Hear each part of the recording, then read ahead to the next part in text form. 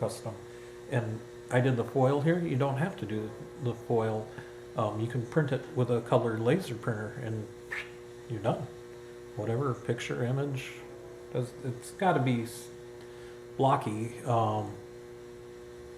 You know, you're not going to print a halftone unless it's on. You'll have to watch his videos. There's more to it, but I just like this solid color. It's easy.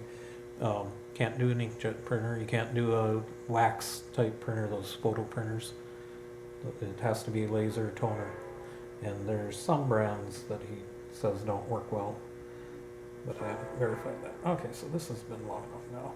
So we just kind of move it around here. I don't know if you can see through my hand. We'll just gently slide it sideways.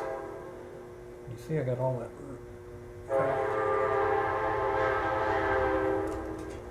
Don't let it bend too much.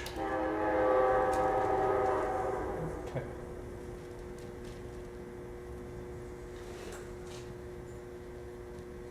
Must be on the other side. Oh, this is some leftover crap there. We'll make sure we get rid of that before we go to print it. So now we're going to dry it.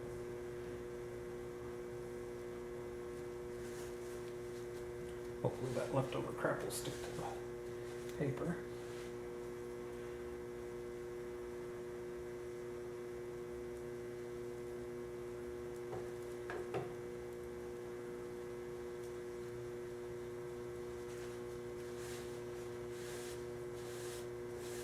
Yeah, I see all that crap floating on the water from the last one I did.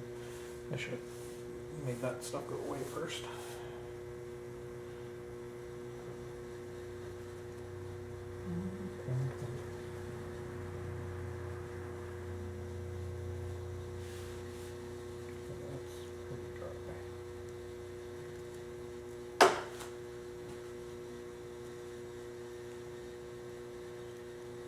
Get rid of our wet paper, or leave it dry, whatever. Get the away. And we got to get rid of this border because this border is not part of what we're going to adhere. That was just there to help it survive the water bath trauma. This works better if you throw it on some scrap paper or whatnot.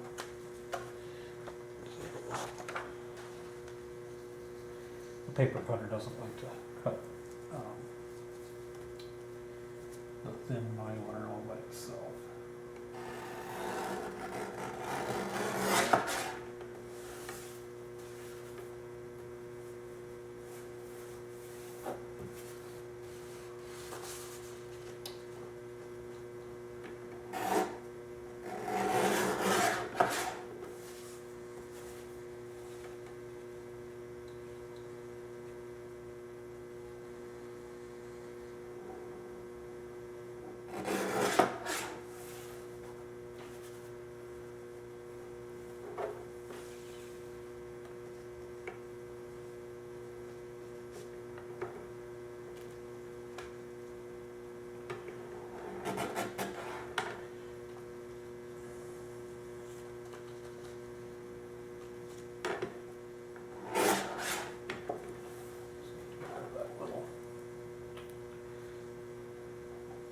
The red stuff's on the other side. This one is on this side, so I'll take a little of this tape.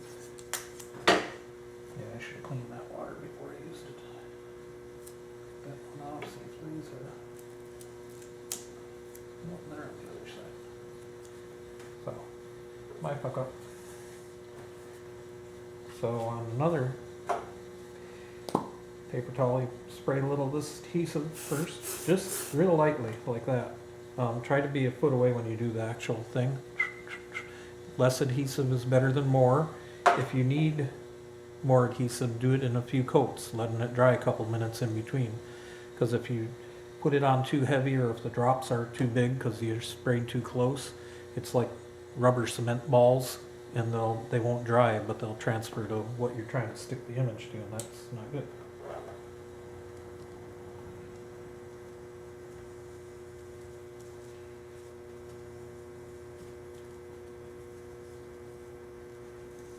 So you gotta make sure you stuck it down to the paper towel, because when you go to spray this, all of a sudden it comes up and it'd be bad.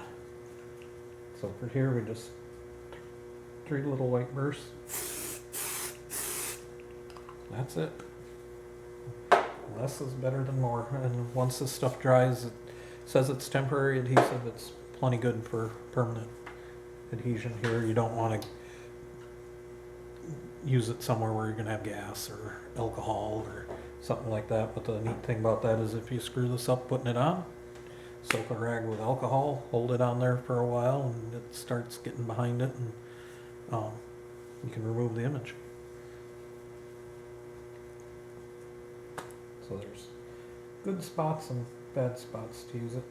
Let this dry a minute or two. You're probably not going to over dry it, but you can put it on too soon when it's not dry enough, and then it transfers some of that glue to your surface, your instrument panel, whatever you're putting it on.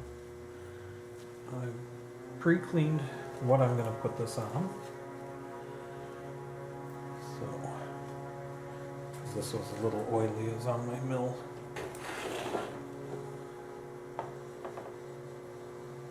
But I figured this would be a good thing to do a demo. See if I can get this. Figure out which way right side up is here. So we just carefully take this off there.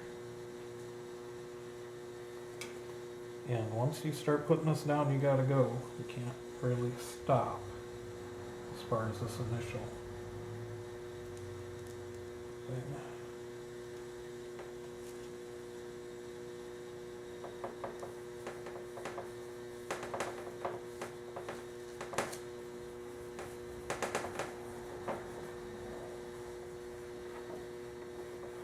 Okay, so this clear carrier, we're going to take that off, and it's going to leave all this lettering on here. Hopefully. This step you can be careful, because if you see it start pulling something up, you can go back and try to put it down if you catch it soon enough. So take your time pulling this one off. And after this dries a day or two, it gets pretty tough. I mean, you can scratch this stuff. You can really do a lot.